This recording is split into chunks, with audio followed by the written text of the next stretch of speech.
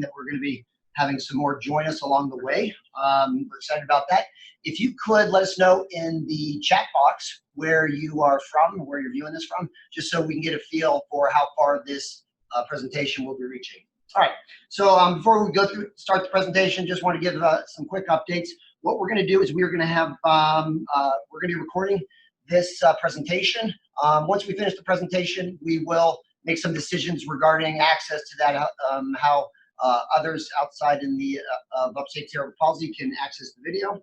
We're going to keep the attendees on mute throughout the entire presentation. Any questions that you do have, just go through the chat box and let us know those questions. We will have time at the end of the presentation to answer those questions. I ask that you try to get at more broad questions that will be applicable to a broader audience rather than more specific questions related to your learner. But if you do have some questions that are specific, certainly you can ask them and we'll try to get to them. And I think that's it. I'll let you know along the way that at times with the group that's working here, we both work within a school age population as well as adult population. So when we talk about our learners, at times we'll go back and forth with using the term kids. It's not meant to be derogatory in any way, but just shows the different programs that we're working in. Slide. Advance. Oh, you ready? All right, so here's the presentation outline. Here's what we're going to cover. Going to talk a little bit about the group that's up here that's going to be presenting. We'll talk about Upstate Cerebral Palsy and give you an overview of our agency. We'll talk about our relationship with FDF Behavioral Consultants.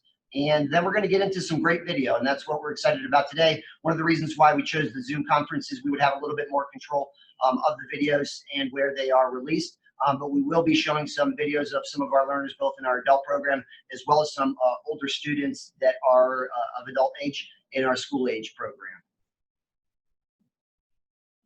And finally, we'll have the 15 minutes to a half hour at the end just to cover some questions and answers. All right, so here's the group of players that are going to be presenting today. I'm Eric Jacobson, Chief Psychologist at Upstate Cerebral Palsy. John Horn is our Senior BCBA in the Adult Division. Allison Kim is our Senior BCBA at Tradewinds Utica. Tradewinds is one of our school age programs.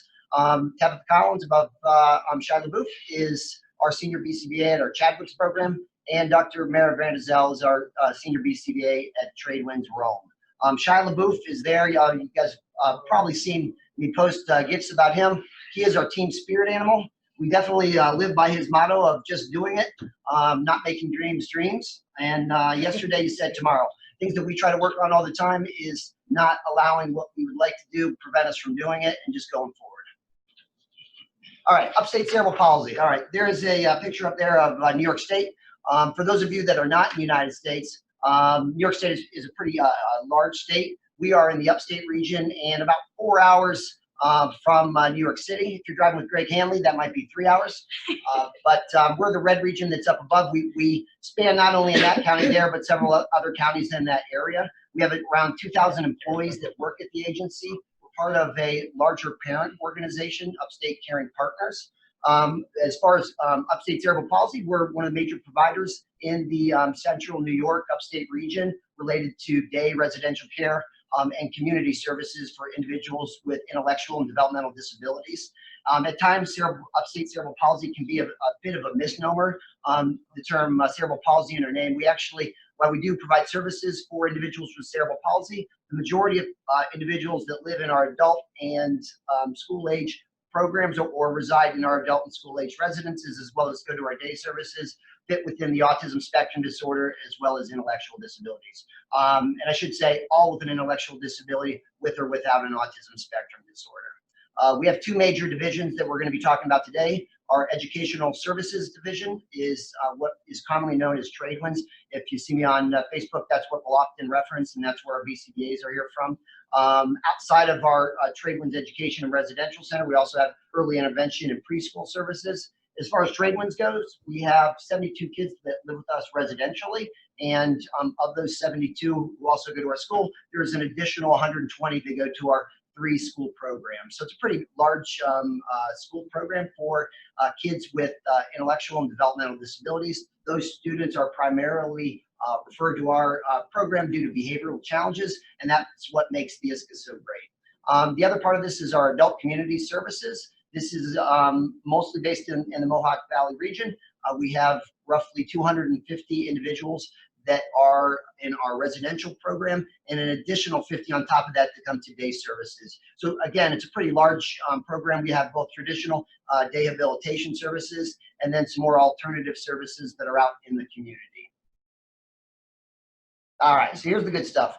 Our timeline with FTF. So this all started back in 2017. I was at APBA in New Orleans, and I was able to hear some of Greg's graduate students speak about the work they were doing with the IISCA. They spoke about something that was relatively brief compared to traditional functional analysis, and that it parlayed right into a treatment model. It was, for me, it was something that was eye-opening, something that we were always interested in doing, moving more towards having a functional analysis instead of an indirect functional behavior assessment. So it caught my eye. Greg, there was a bit of a buzz around this new model that was moving away from the traditional functional analysis, and so it sparked an interest in me. We left. We ended up getting the FIT school, or the FIT program related to his IISCA, and we were able to view that. We were further interested in that. Dr. Scott Tanner was able to go out to find Greg at another conference and said, we need to connect. And Scott was able to get him back to our program, where in 2017, we had our first on-site training with the group that's up there. This was at the end of the training. We were pretty pumped because it was a new way that we could address challenging behaviors. One of the things that I loved about Greg from the beginning, I said, we have no BCBAs that are working in our program at the time. And he said, we can still make this work. It's something that you can pull off. We had a number of certified and licensed clinicians, but no BCBAs. Since that time, we've moved into more of an analytic model where we have 7 BCBAs at this time. By 3 years from this time, we should have around 25 BCBAs that are in our program. We are sending additional staff back to school in order to get that certification. So it's pretty exciting for us, and a lot of that's been driven by the work that we've done with Greg. From 2018 to 2019, we did a lot of capacity building, not only in terms of training that was on site, but also in terms of getting those additional staff that would allow us to make this stuff stick and provide supervision related to that work, given the scope and size of our program. So that's what we focused on at that point. One of the best things that came out of that time was moving to a supervision model from FTF, with both doing on-site workup of cases and then doing follow-up with Zoom conferences where we were able to get ongoing feedback. It allowed us to stick to the treatment that we were providing, as well as give us more technical feedback related to those cases. 2019 to 2020 was the most work that we saw related to the IISCA, given the additional BCBAs that were on our site, the ones that are sitting up here. It really allowed us to move with many more cases and get to some great positive outcomes that you're going to get a chance to see today. Also on that third slide, or third picture that you see up there, is that due to the outcomes that we were getting to with our cases that we were never able to get to previously, it got a lot of attention from our program and from our clinical department. And so what you see here is Greg speaking with our executive leadership related to being part of a strategic planning initiative, and more specifically incorporating the IISCA as part of that process. Since that time, and what I'm really excited about and part of Greg's visit here today, is that we were able to talk about universal protocols and more of a broad way to address challenging behavior before it occurs, and then more specifically when it is occurring and it is ongoing, to using that IISCA process. So that should give you a good feel for our work that we've done with Dr. Hanley along the way, and our work that we're going to be doing in 2020.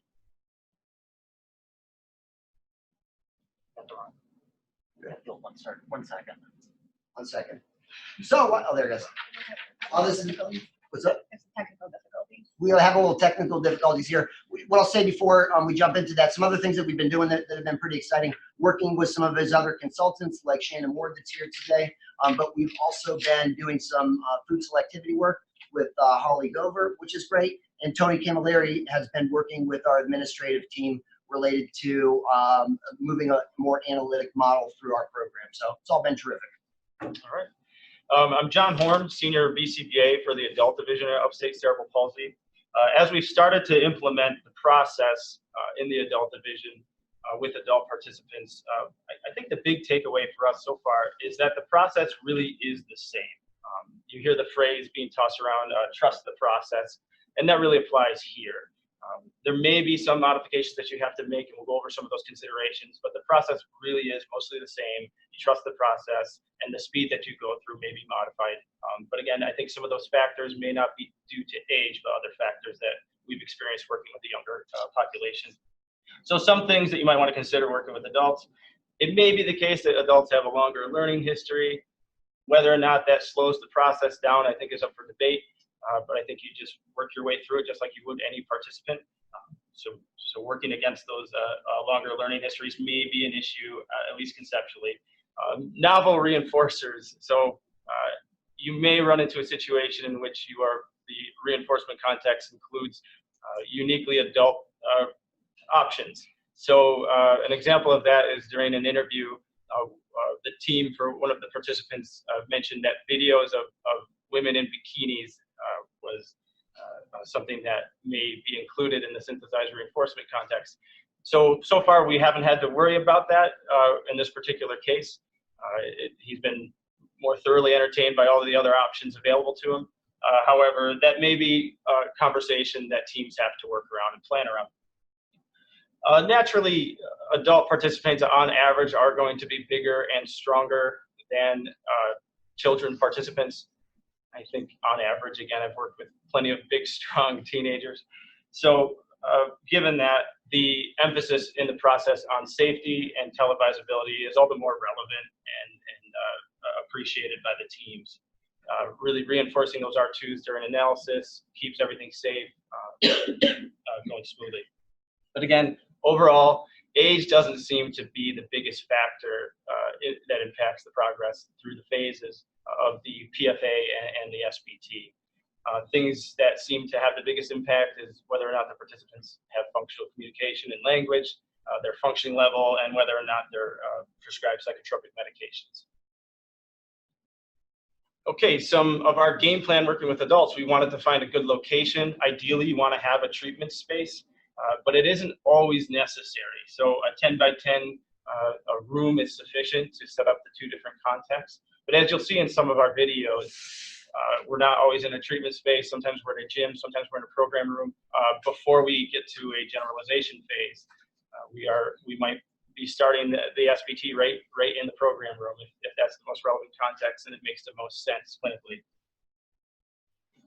All right, so case selection, something that we really aren't limiting who we're running the process with. I think our only advice there is if you're starting off at a new location where this is really new to the staff and the teams, you try to pick somebody that's more of a quick win. And what I mean by that is somebody who has more frequent challenging behavior. It's occurring for more predictable reasons. The reinforcement is deliverable. So those might be some considerations if it's brand new. Look for those quick wins.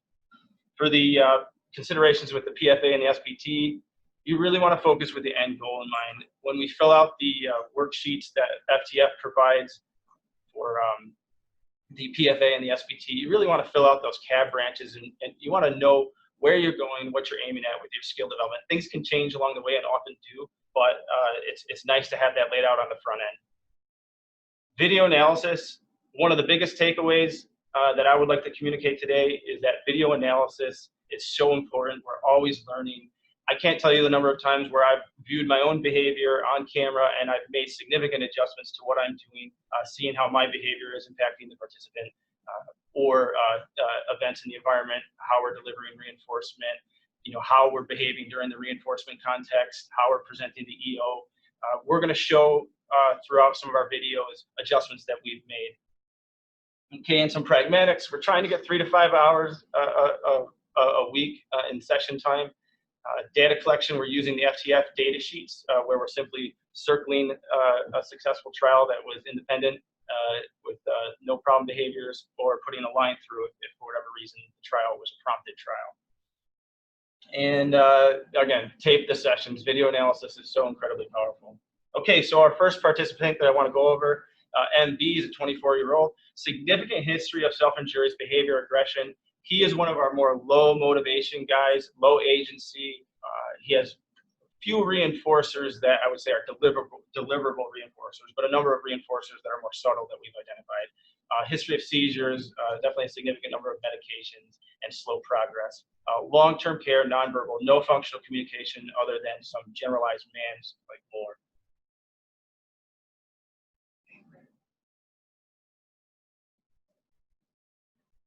Okay, so his R1s are SIV and aggression, like we talked about. R2s, you'll see him covering his ears. He'll put his hand up to his mouth, frowning, yelling, or slapping his wrist. That could quickly turn into more significant self-injurious behavior. His reinforcement that we've identified are access to a ball, a basketball usually for bounce pass.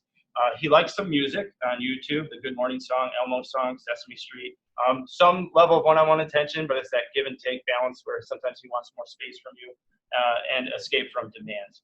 The EO, saying no, transitions away from preferred activity. Access to reinforcement is delayed or disruptive, and staff report aggression prior to seizures, which is not obviously an EO that we program into our sessions. Okay, so what happened?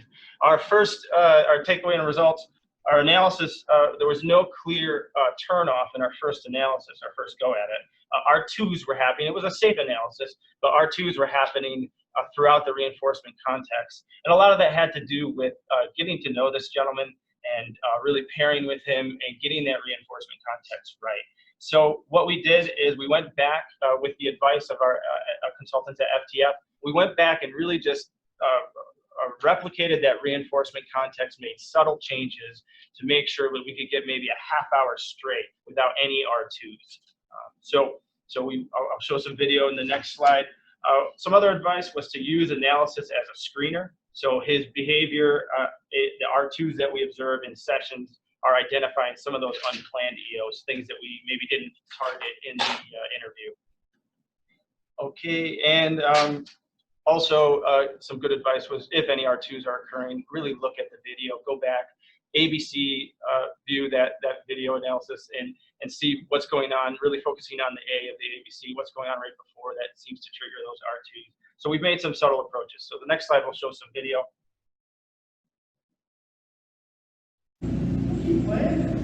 Nice.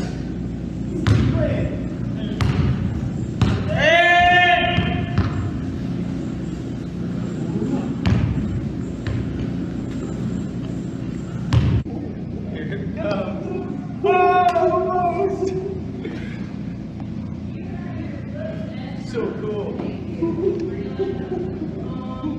it comes. Whoa! Ball hit him in the knee and make his reflex go. Up to the moon. Oh, nice catch. Hey, Joe. Whoa, big pass. Here it comes from the moon. Oh. Okay, so some real quick talking points on that. This gentleman, getting to know him has been great. He was very hesitant to participate with me with anything. I didn't have any reinforcement history with him. So especially if he had a preferred staff in the room, I was worried that I wasn't going to be able to get him to go with me to a different context at all.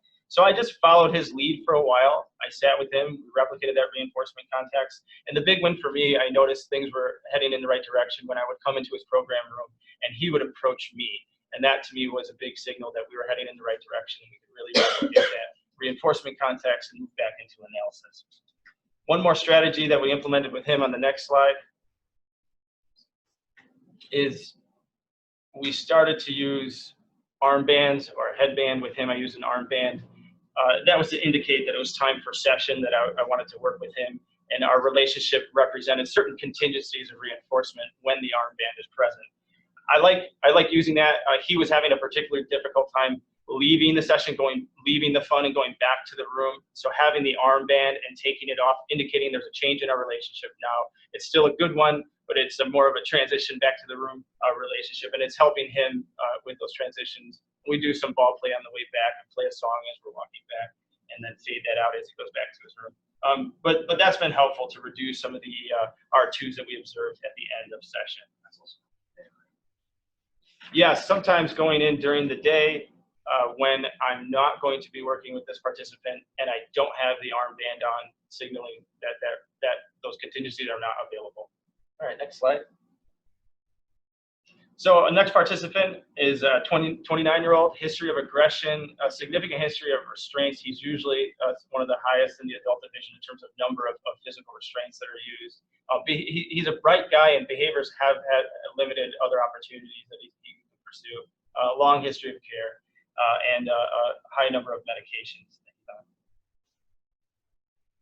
Okay, so his R1s, aggression, SIB, and property destruction. R2s, he shakes his head no. His head down and facing his hands, groans. He might swear at you, yells, or he might say, "Oh, come on," slams items or doors, are some of the R2s that we identified. The synthesized reinforcement is amazingly fun with him.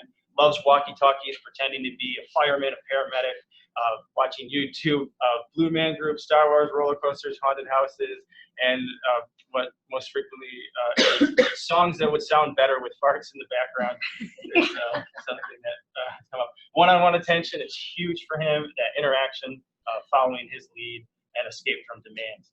The EO, being told no, waiting, change of plans, some tricky things, diverted attention when preferred activity ends, and a peer's challenging behavior. If a peer has challenging behaviors in his vicinity, that's very difficult for him to cope with. So those are some things that we're going to work through as we progress. So the first analysis that we did on the the first analysis was a good analysis. However, after 20 minutes, he opted out. And the one thing I was really missing was this sort of fear of missing out. He really wanted to show everybody what he was doing. And so I followed his lead during the reinforcement context and allowed him to go around the room. We do have that open door policy. It's you're free to come and you're free to go. It's choice. We like to communicate that your behavior matters. Your behavior has power. And also something that's worth mentioning in this analysis, because he liked to wander in the second go around, it was a roaming analysis. And what that means is it's not always in the treatment space. The reinforcement context does involve him leaving the treatment space, traveling around the day hab, which is totally okay. We can still present the EOs and document how he responds to that. Okay, so in this video, I want to show a quick on and off. We're going to go do some of this work over here. Oh, you don't want it? Okay, let's go and keep having fun. You're right, you're right. There you go, friend.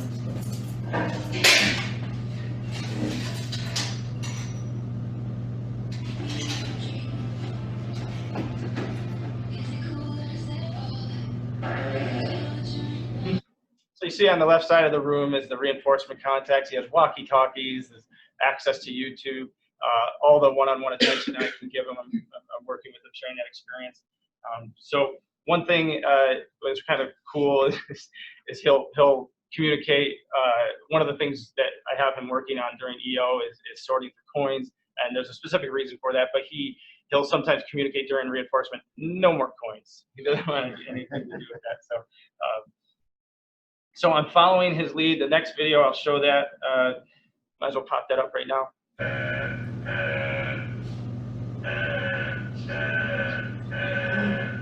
Fire. Oh, wait. It's a fire drill. Or fire alarm.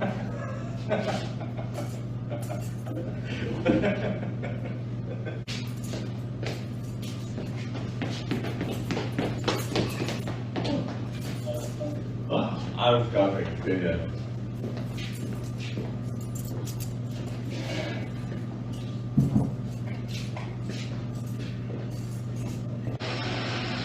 Okay, hold on a second. Let's do a little bit of the work over here.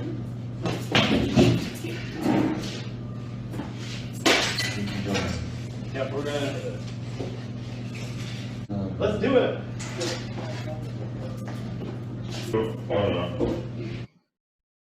So the clip kind of cuts it off real close, but there's an R2 where he puts his head in his hands, and we quickly reinforce that. This is still analysis in this video. As you can see, I'm following his lead.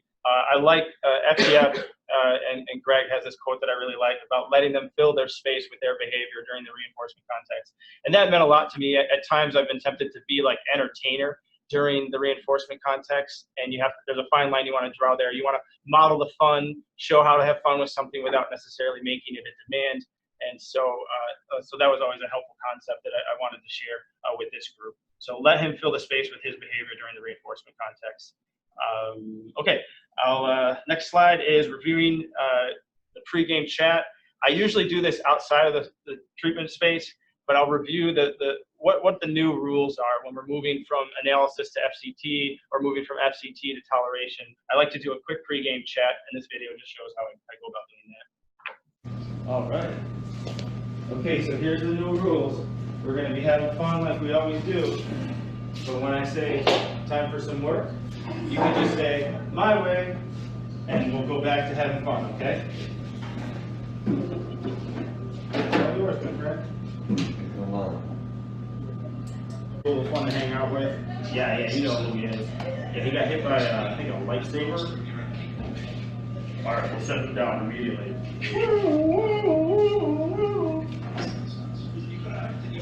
Is this the guy? Yes, he just collapsed. I don't know what happened. We were having a sword fight. Let me check his heart. Oh, he's getting up.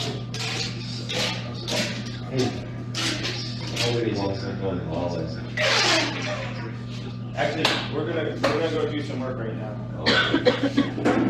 Okay. You got it, buddy. Let's go back to having your way. Thank you, way. What else? You want me to bring anything? Good. Just this? Okay.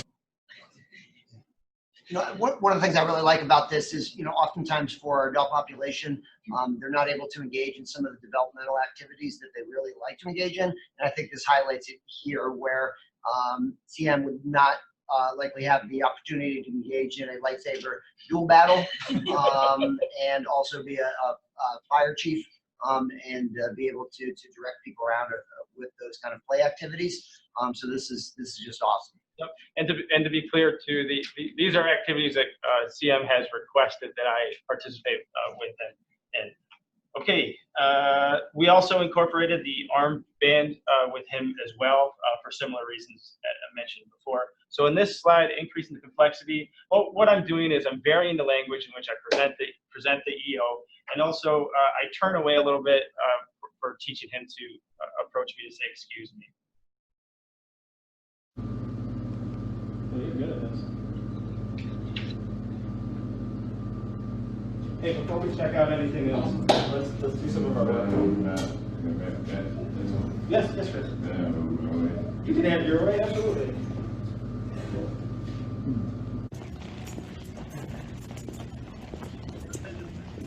Yeah, let's head this way. We'll do the coins again. Hey, what's up, Chris? My way. Sure, buddy. You can have your way. All right. So there's a fine line between errorless teaching and also keeping the behavior under control of the EO. And so once somebody is independent, so you can go ahead to the next slide. Once somebody is independent with their FCR for a while, but then all of a sudden they don't, you signal the EO, they transition to that workspace, the table of high expectations, and they're not asking for my way. Sometimes it's not always best to prompt right away. Give it about 20 seconds in which you progress the EO, and I'll show this video so you can see what that looks like.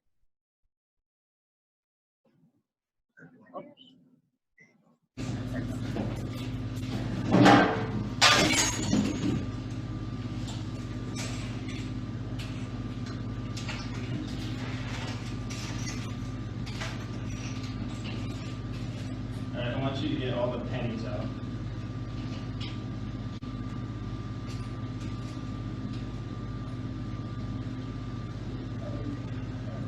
While you're doing that, I'm going to talk to Tom. Hey, Tom. Hey, what's up, bro? I'm just chilling, man. How's your day going? Oh, it's going all right. You know, walking around, iPad in front of me. You know, Wednesday. Where's he going? Can you do your pennies?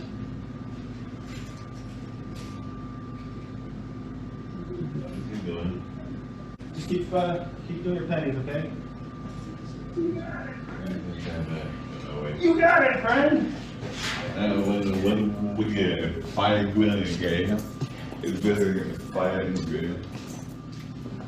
So yeah, after approximately 20 seconds, if progressing the EO doesn't fire up that FCR the my way, then you can go ahead and prompt. And that was a helpful thing that I learned from the FTF team when we were consulting with them and previous participants that we worked with. So next we're going to move on. Our senior BCBA at our Chadwick site at Tradewinds, Tabitha Collins, will be presenting on BO. So BO is 17 years old. He has severe ASD. I rebooted the IISCA with him, or the PFA, after talking to Greg Hanley this past fall, specifically about his case. The previous clinical team had attempted it, and they were unable to get Happy, Relaxed, Engaged. And I wasn't really sure what that looked like. His classroom wasn't really sure what that looked like. There was a lot of, sometimes this escalates, sometimes it calms him. So Greg just told us to trust the process. So I did, and we learned a lot. We're consulting with Shannon from FTF, and we're just cleaning up our analysis. We're still on Happy, Relaxed, Engaged, but the video will show you more about that.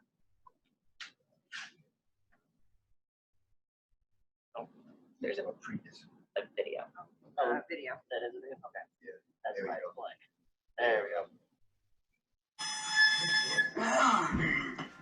Yellow cow. Yellow cow. Why? Why? Why? Why? What? E. L-O-W-C-O-W. Yellow cow. Sure, please. Cow.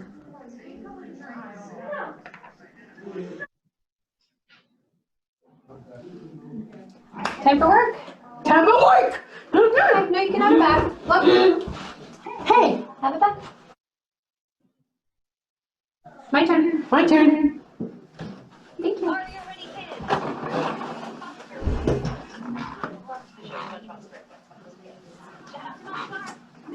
Never. Let's read it. Okay, it's birds, hive, Birds. right, Riddle. riddle. My tail. Present, fly.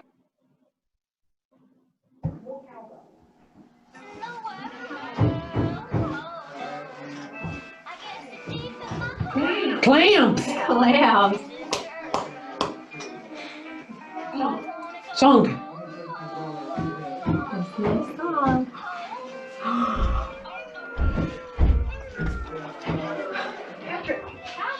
Patrick. Patrick. No. SpongeBob. SpongeBob. Note. Listen.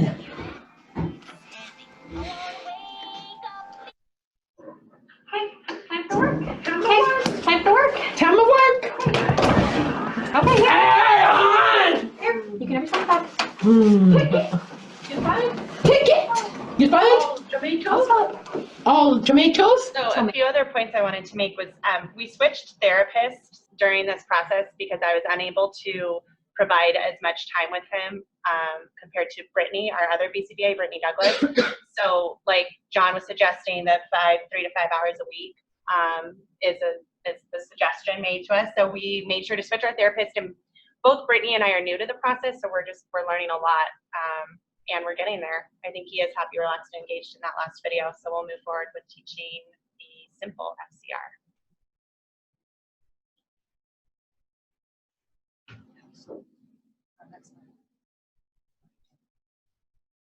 Okay.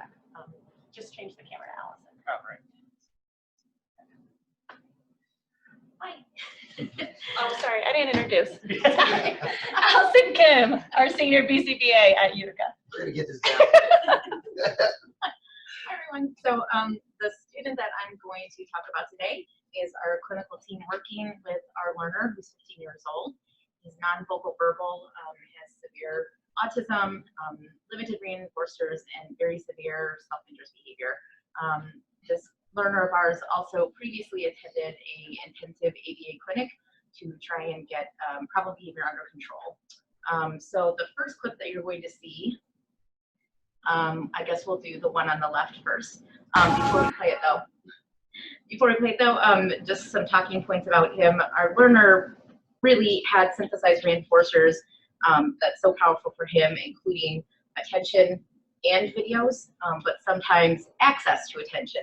So it's really critical that during part of his synthesized reinforcer was that the clinicians were available to him if he wanted their attention. What you'll see in this clip is this is actually teaching day 2 with him, and you'll see that he's learning the game. So initially he'll get up and kind of leave the environment, but the clinicians will prompt him to say "my way" with a Big Mac button.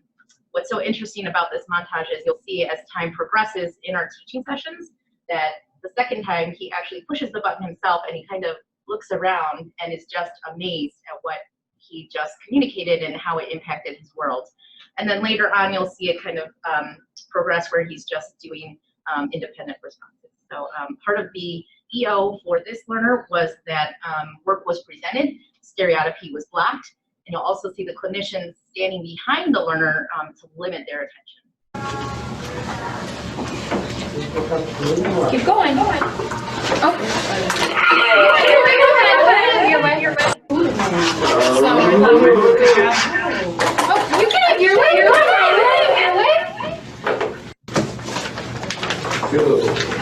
Thanks for coming to the table. Awesome, Nikki. It's just so great. It's so reinforcing.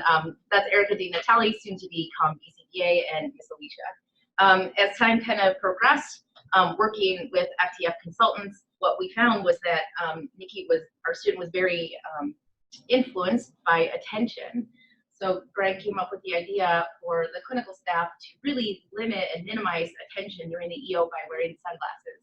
So it's a very interesting kind of teaching process for this individual learner, and it was really fun. I think the clinical team had fun working with it. So what you'll see in this clip is, again, that attention was really a strong component of his synthesized reinforcer. The sunglasses were there to, when the EO was in place, to really clearly indicate to this learner, to make it very clear in the teaching process that attention was not available. And then you'll see when he says "my way," the sunglasses come off, and it's very clear that, hey, we're available, we're here if you want to attend to us. In this clip, you'll also see the beginning. He's really starting to learn the game, and you can see that he's smiling, his affect is very different, which changed a great deal during his learning journey. At the end of the video clips, as time kind of passes on, you'll see how the clinical team has been shaping a toleration response, initially prompted, and then towards the end, a independent toleration response, which is very easy for him at this point.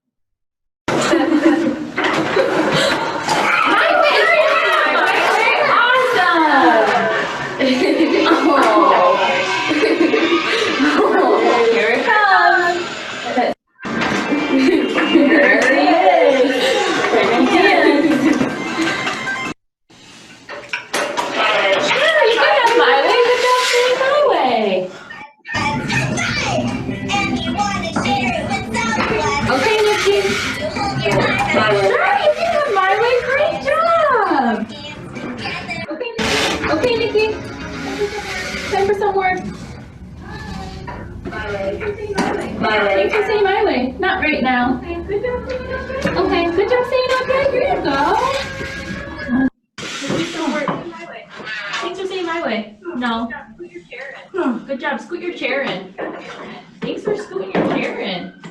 Watch me. And that's also shout out at the end. That's Miss Nicole Hogenkamp, who's our BCBA on the Utica team. Next is Dr. Mara Vanderzell at the Rome campus presenting AQ. Hello, everyone. I would just like to talk about a couple learners that I've been working with. Again, bridging that gap from child services to adult services. The two students I'm going to be talking about, AQ is 18 years old. She has a diagnosis of autism spectrum disorder. She is nonverbal. She also has profound hearing loss and wears a cochlear implant and has a diagnosis of mild to moderate ID. She engages in very high intensity aggression and self-injurious behavior with a nearly one-to-one correspondence that every time these behaviors occur, it ends up in a physical intervention or a physical hold or restraint. In the division, in the children's division, she is one of our highest restraint receivers. So we were really excited to be working with her. And get to her video. I can talk a little bit about So the two students that I'm going to be speaking about, we've kind of, we're almost at the promised land with them. We've got to some really meaningful outcomes. The video that you're going to be seeing is AQ in her residence. She is a residential student with us and lives on our campus. And you'll be seeing her engage in contextually appropriate behavior in her residence with a residence manager. So this is kind of, we're getting to the end phase. She is engaged in the skill-based treatment for the 6 hours of her school day, and now we're working on making this a 24/7 experience for her. As a side note, outside of this video, when the clinician, Sean Badger, who's pursuing his BCBA, started and introduced this into the residence with the residence manager, she saw her My Way card come out and got really excited and did a very happy, engaged in very happy stereotypy. So she was thrilled to be engaged in this process in this environment.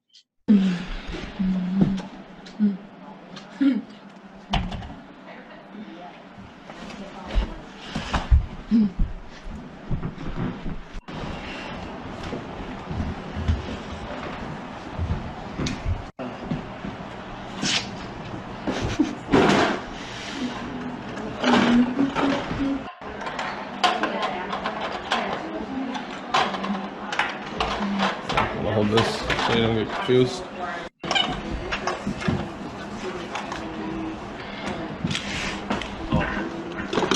Awesome. Hi.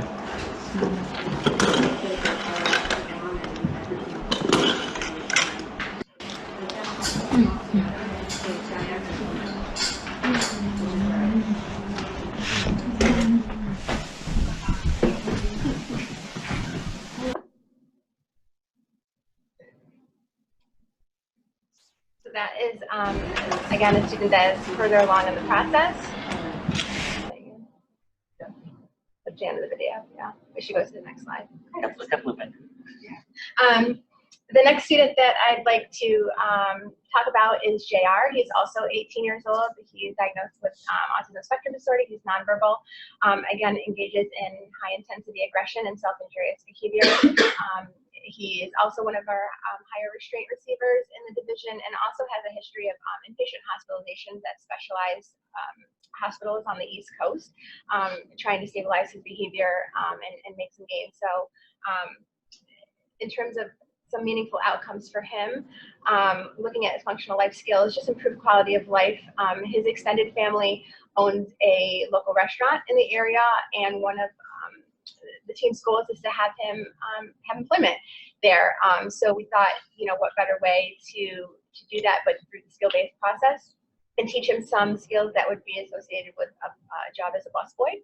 So what you're going to see him do in the video is bust a table, clean the table, and roll some silverwares in preparation for employment. Hey, can you finish busting this table for me? Awesome.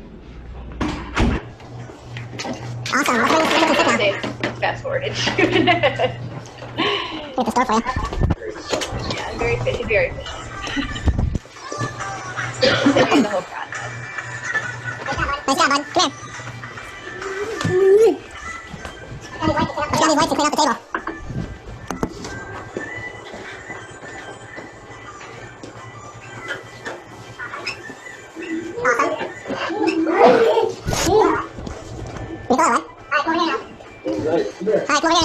Oh, great. Come here.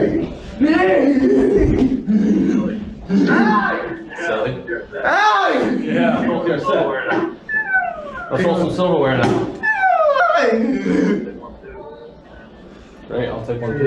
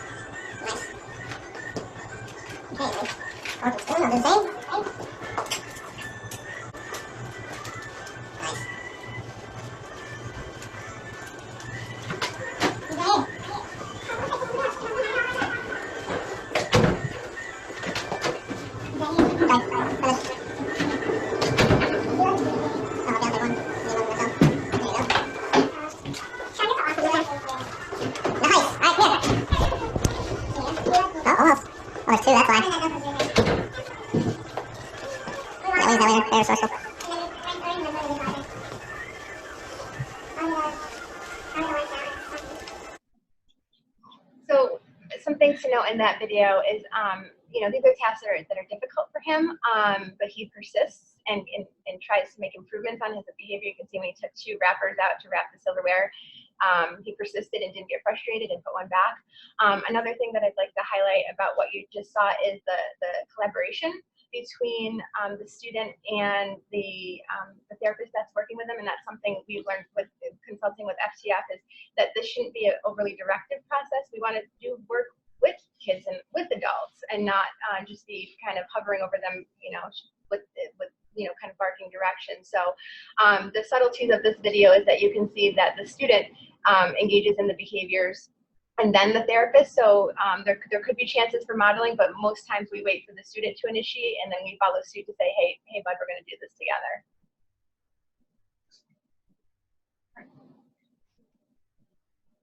Great. So that was all of the videos and case presentations. So just to let you know that if you want to see more about Upstate Cerebral Palsy, you can check them out on Facebook. They're also, check out the website, upstatecp.org. Lastly, on LinkedIn, they're also available. I also do try to post some information related to the work that we're doing on LinkedIn. As far as Facebook goes, the BCBA is using the IISCA is generally where we're involved in more conversations, particularly related to this. We're excited in the next month. We're going to have Pat McGreevy on site, where we're going to be rolling out his essential skills for living. We're excited to see where that's going to go for our group. We're going to have some dialogue with the Facebook Live group on BCBAs using the IISCA with Dr. Hanley and Dr. McGreevy. So that's going to be pretty exciting. That should happen at the end of the month, hopefully, that through the current concerns related to the coronavirus, that we're going to be able to hold that. We're not done yet. People are thinking we're done. Okay, so these are done with the videos. We're not done yet. The moderator told me. Just want to say thank you. This has really been a terrific 2+ years working with FTF. We've had some great experiences. See a picture up top with Ditu when he was here. I'm working with our crew, Great My Way video with our Tradewinds group. On to the left there, Dr. Hanley and Jeremy Earl, who's the Vice President of School Age Services.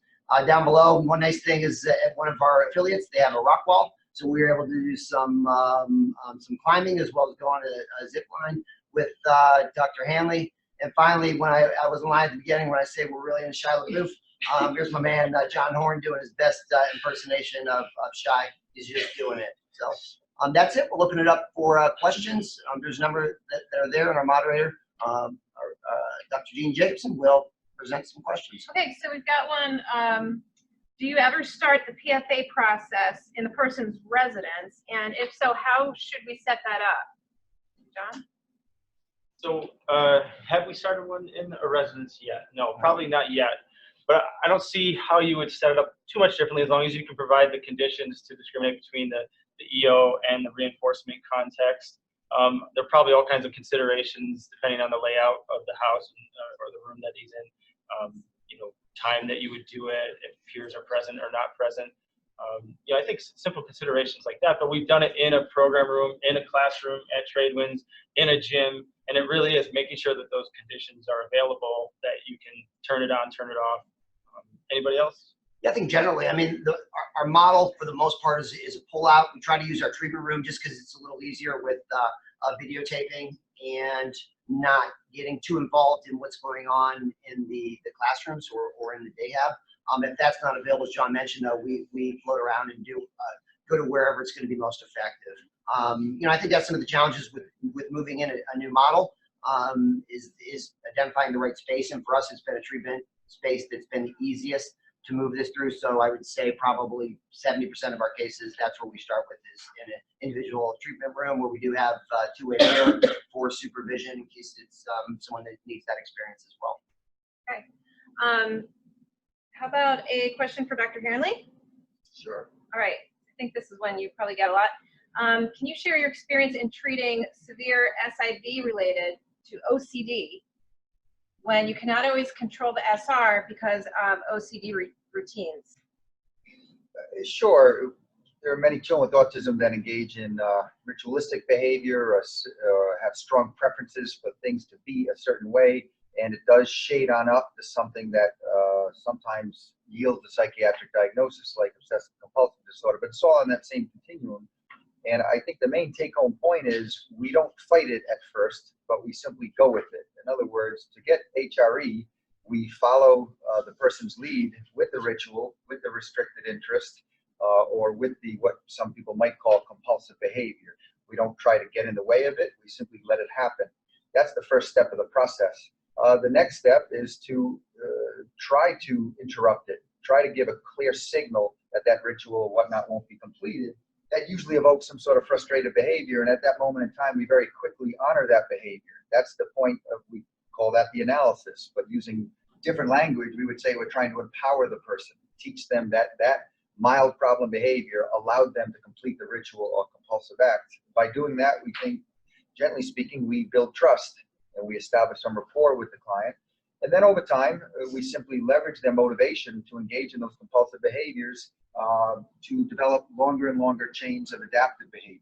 And what's interesting about the process when there's true compulsive behavior in play is there's some respondent extinction going on. In the skill-based treatment process, there is certainly some physiological indicators that a person's in distress, and as you teach them to engage in alternative behavior during the times they're not engaged in that compulsive act, you see that respondent process happen.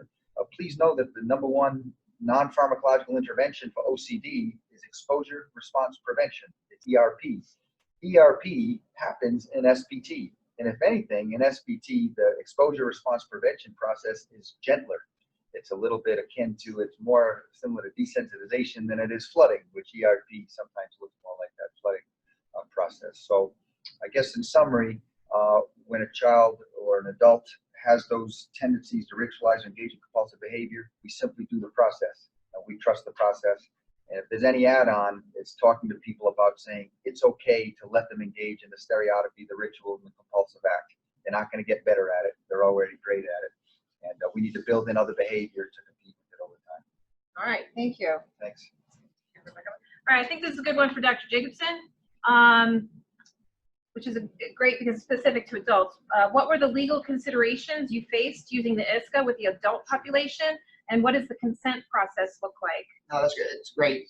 Great question. So with both of our bodies, so in our school age division, if it's the assessment treatment is occurring in a school, we're under our state education regulations. In our adult programs, whether it's in the day hab or it's in the residential programs, we're under our Office of People with Developmental Disability regulations. And so those are the ones that we had to follow.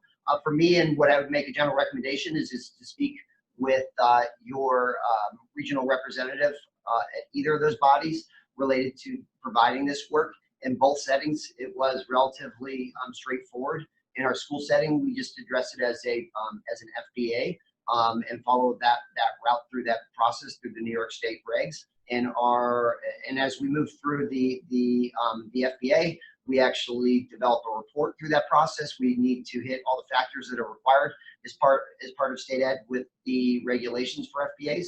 And we go back to the committee to make recommendations for treatment. And that's usually just moving into SPT. So that's pretty streamlined and pretty easy. In our adult program, when we're following the OPWDD regulations, we connected with the chief psychologist of New York State related to the regulations. He felt like it was in line with general positive treatment. And I think that's the beauty of the PFA and SPT, and the idea that you're going to produce something that's going to be safe, it's going to be televisable, and that you're going to, it's going to be dignifiable as well. I don't know if that's the word, dignifiable, but it is now. So, so for me, because you're producing that way, we rarely get any significant behaviors occurring.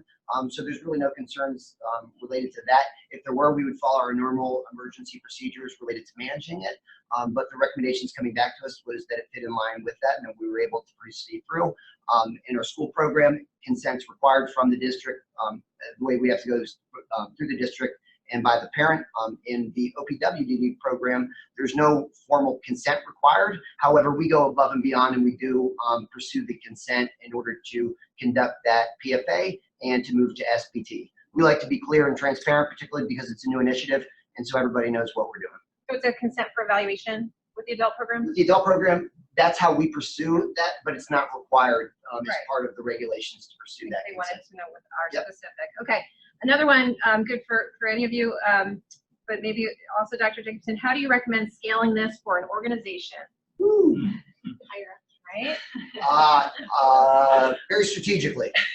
So here's what we did. And you can see by that process. So our first training was in 2017. And like I said, just during the past years where we got a lot of traction with it, for us, the way that we did proceed through the process and what John's doing right now in our adult program is identifying cases that you can make some progress with, being able to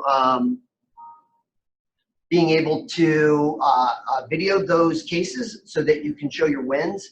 So that's a big thing for us as we're moving it through, is being able to show that you're getting to outcomes. Bar none, the best thing we've done is we've taped all of our sessions, and when we get to something that looks to be successful from a viewer standpoint, we like to show it out to our executive leadership as well as throughout the organization so that they can see exactly what we're doing and the outcomes that we're getting to. So we scaled initially pretty small, tried to get wins with the cases that we are working with, build capacity so everyone feels comfortable with it, and then as capacity is built, then you move out with additional cases along the way.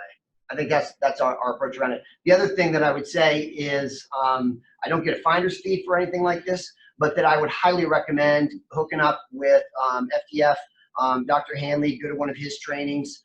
If your agency would be able to bring him in for an on-site training and follow-up supervision on cases, that has been the single best thing outside of the other thing that I said was the best thing that you can do to make it move. Greg and his crew do a nice job of having efficient meetings. They give you great technical assistance, but they move your cases along. Sometimes with moving a new initiative through a large agency, there's a lot of obstacles that come your way, and those obstacles get cleared out when you know you're going to have Greg Hanley on a Zoom conference the next week, and you need to be able to show him video. Okay. Do we have time for another question? We still have a bunch of people. So we're going to keep on. We'll answer a few more questions and be able to go probably for another 10, 15 minutes. If you need to go, then certainly go, but we'll answer as many questions as fit. Okay. And I'm going to try to, get to all these questions. Some are a little bit more specific, and maybe someone on the team would be willing to get into like email dialogue with someone here or a chat of some kind. But here's a good general question. I think for John Horn, is the 3 to 5 hours a week all in one session generally, or more spread out, like 1 hour a day kind of thing? Yeah, we usually try to spread it out 1 hour a day, and I think that's also what's most feasible for the teams up there. I think it would be overwhelming to come in all at once, especially this is new for the adult division. This is really new.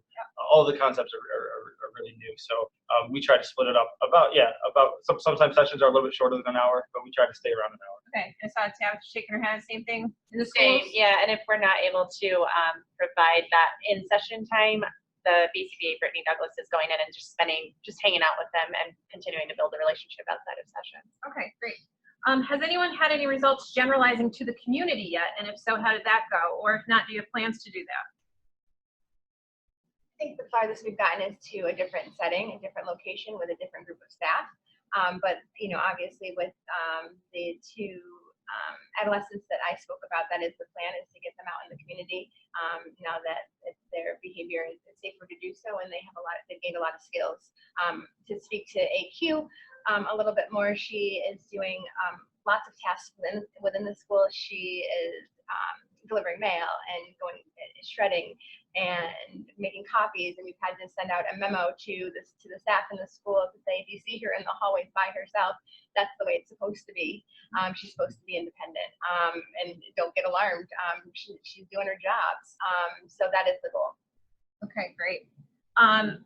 Actually, while we're on you, Dr. Vanderbilt, with the busboy, a couple people wanted to know what that transition was like from the SR to behavior that was shown in the video, like the earlier stages, I guess? So similar to, so with those young adults that I showed, they're in very long cab chains, and to make this an efficient meeting, I really tried to trunk it down to the meaningful skill that I wanted to highlight. However, the process starts the same way. The EO is in place, it's time to do some work, and the communication is generated. So for both individuals, I think with AQ, you did see her exchange picture cards. The same with JR, where they were told, "Nope, sorry, can't have your way right now," and they demonstrate a toleration response, and we say, "Okay, come on, let's go do X, Y, or Z." So the process is exactly the same. It's just the later stages. In terms of reinforcement, what the reinforcement conditions look like for AQ, you kind of saw that in the start of her video. She kind of likes her little nook with all of her gadgets and an iPad and staff available to her. And JR is similar. He likes toys that have some sort of visual component. He likes to look at an iPad. He likes to have somebody, nearby and available to him as well. So we kind of terminated the EO, they just returned to those reinforcement conditions. Okay. Thank you. Great. I think this is a question probably for more of like an outpatient setting, or maybe in a school if you're doing like pull-out therapy sessions. Someone asked, would you use a visual signal such as a specific colored t-shirt or something in the room during SBT sessions so that the learner knows contingencies have changed from a typical therapy session? Yeah, I mean, I think that would be analogous to the armband, just signaling what the relationship is going to be when the sessions are highly reinforcing, and so when they see the armband, a lot of times it's helpful for discriminating those conditions. Okay, great. We like the handkerchief because it kind of looks like we're in like a nice kind of gang. Yeah. When we're going into it, so that when we're providing it, that's very clear. And it's nice too, particularly when it's school, because there's no expectation when John's wearing his headband, they know what's going on. Yeah. And otherwise, not only for the student, but for staff. Yeah. It leads to less confusion along the way. If you have somebody that maybe diverted attention as part of their EO, and you're walking through the hallway, maybe that's part of their reinforcement, you run into other staff that want to talk to you, and it pulls your attention away, that could be evocative of R1s and R2s. So you want to make sure that staff are aware as well. Do you ever just dress up like Shia LaBeouf, and does that have any added benefit? Probably just more benefit to your self-esteem. Generally speaking, I think it would be a little bit confusing for everyone. Okay, got it. A lot of really good questions coming up. I'm just trying to pick ones. Has this been ran with any RBTs or only BCBAs? You have teacher. Yeah. I think we all start in an expert-driven model, where the BCBA leading the charge. However, as skills are developed with the learner, we bring in more people to the process. So as you saw with AQ, that is a residence manager in her classroom. It's her teacher, it's her TAs, it's the school aides that are working with her. Next after the residence manager, it's going to be the direct service professionals. So we really, we broaden it, but we want to make it nice and clean and tight before we start generalizing. Those direct service professionals, are they RBTs? Not necessarily, right? No, but I mean, even outside that, we've had early on in the model, things are changing a little bit with our program and our staffing that's there, but we have staff that are not BCBAs. They're in the process of getting their coursework done. We've had social workers that have run the model, and I think that was early on. I think that was the different groups that we've had. Yeah, but we've had a number of different clinicians. As I mentioned before, we were kind of an eclectic group. That was the group that was doing it. As our model has shifted and we're moving more towards this BCBA model, we have less diversity in the group. Most of the people that are doing it now are going back to get their coursework or getting their supervision, or are already certified or licensed as a behavior analyst. Okay, but part of our model is with our supervisors are all licensed analysts, so they're providing oversight to it. Okay. I'm not sure who wants to take this one. I know this has probably occurred. What are you doing if following several 100% correct sessions, you switch to a more advanced CAB and you see a spike in severe challenging behavior? Do you take a step back? Who wants to take that question? I think, yeah, we trust the process and we let the learner guide us. So if we see behavior, a resurgence of behavior, then we back off a little bit and we slice that demand even thinner. I know a student that wasn't featured in today's presentation, but relinquishing of her positive reinforcers was fine and went swimmingly. However, the CAB 2 of transitioning to the space resulted in significant R1s. So from a sitting down position in one spot to a standing up and walking to another. So we sliced it really thin, and the first expectation was just stand up. Great job, you stood up. That's awesome. Here's all your stuff back. And then it was walk 1 step, and then walk 2 steps, and walk 3 steps, and then sit down. And we found that sit down triggered the R1 again. So we moved the chair back to the stand up. And we started, and then we moved the chair. So that the process really teaches you a lot about the learners. Yeah. The video analysis really helps with that kind of component to see, ooh, did we maybe do something wrong in the teaching process? I think the other thing too that's really nice to point out that Greg and the consultants taught us too is if kids are coming back from a long break to kind of go back to earlier cabs and then build it up to see kind of where do we need to start. That's been really kind of helpful in guiding, or if kids are out with the flu or things like that, extended absences. That's been very fruitful. Okay. I think we kind of addressed this, but let me make sure. Someone who's talking about running this in a center-based school, how many sessions per day, how long? Is 1 session a day, 10 EOs, 5 to 10 minutes? Is that enough, or would it be recommended, if you're going to increase, would you recommend increasing the time or per session, or just run more sessions? Right. Yeah, I don't mind interest. Please know the dosage of the teaching can vary tremendously, and we know that the minimum range of the range is 2 hours a week. And when this particular study was done, it was done 1 hour twice a week. And so that's why we say try to get at least 2 hours a week. But in practice, when we're working with teams, we really ask, try to get 3 to 5 hours of teaching time in, and it's better if it's distributed. So we'd rather have it 5 times a week at 45 minutes than 2.5 hours and 2.5 hours, okay? As far as should you do 10 trials or 5 trials or an hour, it's really up to you. Let the resources and logistics dictate that, but just try to get some teaching in every day. That they're in your program.